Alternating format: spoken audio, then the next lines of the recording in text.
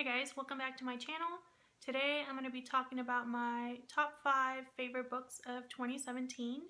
I was making a list and I came up with at least 10, but I decided to divide fiction and nonfiction because I recently saw Claire do this. I'll have her channel linked down below. I love her channel. She has done like a top nonfiction books of 2017, so I'm going to do the same thing. And so today's video is just going to be my 5 favorite fiction books of the year. The first book that I thought of when I was making this list was The Road by Cormac McCarthy. This is a paperback edition that I found at a used bookstore. I think I spent like 25 cents, 50 cents on this copy. I thought, well, I'll try Cormac McCarthy. I've heard a lot about him and I've heard that this is one of his more easier books to kind of get into. So I decided to pick it up, and on a whim I started reading it and I read it in 2 days. I was completely immersed in this story. I absolutely loved the writing style.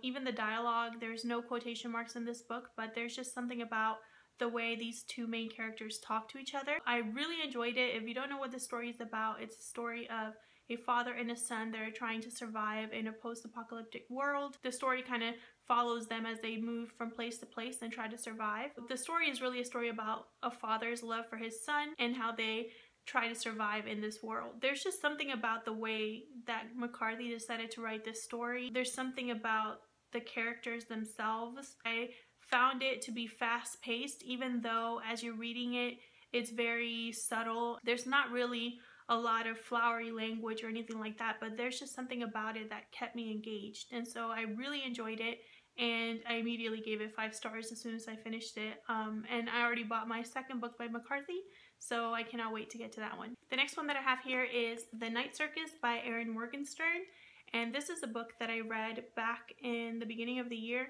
And when I was making this list, I immediately thought about this book, even though it's been months and months that I read it. This is a story about a circus that just appears without warning. It only comes out at night.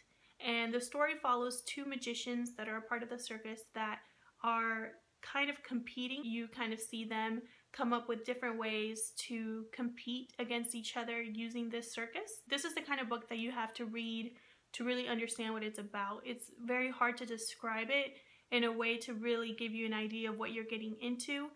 Before I read this book, I heard a lot about it here on Booktube, and I thought I knew what it was going to be like, and then I read it and I was like, I was not prepared for the story that I got. It's beautifully written, yes, it's magical, it's whimsical. I love the idea of the circus being alive. I found it to be really memorable. It was the kind of book that as I was reading it, I just kept picturing things in my head and wishing that I had a movie or a TV show to reference. I can't wait for any adaptation that's coming out. I'll be front and center watching it unfold. And I definitely recommend this book for anybody that has heard about fantasy but doesn't really think it's for them. This is a great introduction to fantasy that doesn't read like your typical fantasy. It's more like historical fiction with some magical elements to it. And there's a reason why so many people love this book, so you should at least give it a try. The next book I want to talk about, I don't own a physical copy, but I will eventually, and that's Wives and Daughters by Elizabeth Gaskell.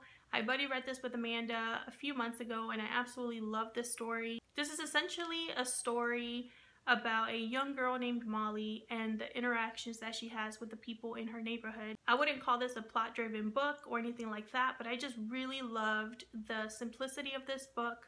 I loved the main character of Molly, and I really enjoyed how she became a young woman in this book. She has some interactions with her stepmother, her stepsister, her father, her neighbors. You kind of see her interact with all these people, and you kind of see over time that these people help shape who she is. And I just really enjoyed this story. It was the kind of book that I couldn't wait to get home and continue reading. I thought that even though it was more of a slower paced book, there was enough going on with the dialogue between the characters, and this little mystery that's kind of woven throughout kind of kept me engaged. I also felt that because I buddy read this with Amanda, the story was elevated for me. I found a lot of different things that I, wouldn't have picked up on because she was able to comment on some things. And it was just so much fun kind of coming home, reading the book, and then talking about it with her. That might have played a part, but I cannot wait to own this book and have it on my shelves because I will definitely be rereading this one maybe in a couple of years or so. It's just such a solid, good story. My next favorite is Unburied by Jesmyn Ward. This is a story of a family.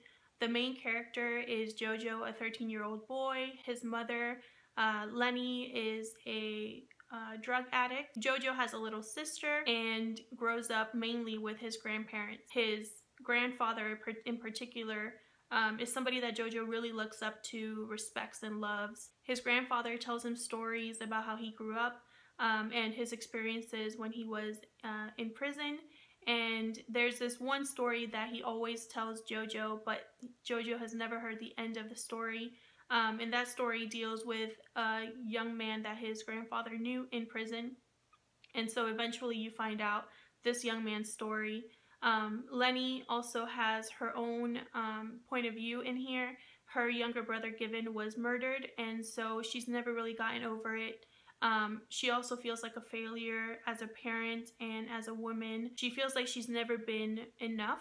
She also has a gift of being able to see certain things, and so I think that that's part of the reason that she turns to drugs and finds comfort in drugs, and also finds comfort in her boyfriend Michael. The story is broken up into Jojo's point of view, Lenny's point of view, and then a third character's point of view, which I won't talk about because I don't want to spoil this book. Really, the beauty, the standout of this book is the writing. I think it's very telling that Jesmyn Ward wrote this book the way that she did. In my wrap-up, I had included some quotes down in the description. I'm going to do that again because I really want to kind of illustrate what I mean about the writing style making this book. I love the kind of mythical paranormal elements in this book. I love the characters of Jojo, his grandparents, even Lenny. They're all very different in their own way, and they all kind of make you feel something. And so this was just one of those books that the minute that I finished it, I knew that I would never forget about this story. It was just that good. The last book that I'm going to talk about is My Cousin Rachel by Daphne du Maurier. I've read 3 books by du Maurier this year, and this one was easily the standout for me. This is a story about a young man named Philip. His uncle dies at the beginning of the story. His uncle actually goes overseas. They exchange letters, but suddenly Philip starts to notice that something about his uncle's letters are a little bit off.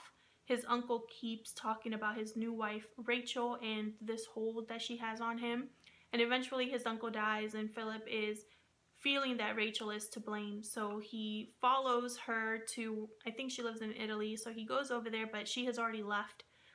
So when he comes back in a few days or a few weeks, Rachel shows up at his doorstep. At the beginning of their interaction, Philip, cannot stand her. He feels that she is the whole reason why his uncle died the way that he did. So he already has all of these assumptions about her. When Rachel shows up, she is nothing like he expected, and Philip slowly starts to fall for her.